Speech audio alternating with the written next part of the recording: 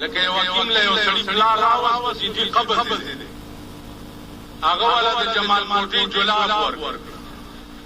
سړی چالو شپږ شلې دسته یو زوی راغی د حکیم ته ویل چې شپږ شلې دسته یو ورته ویل صبر کوله چې دا فاسده ماده کټي بیا راغی کټ پرېوت 200 دستونه ورسېده وې صبر کوه دستونه چالو دي او چالو دي صبر کوه فاسده ماده پکې پاتې مړه لاله چې زنکدن شو حکیم له زیراره چې زنکدن شو د پلار وې دستونه چالو دي او چې صبر کوه ځان کې پاتې مړه ساتي وته حکیم لراله کار خو به بل شو بچیا د مرګ خیر ده خو چې فاسده ماده پکې نه ده پاتې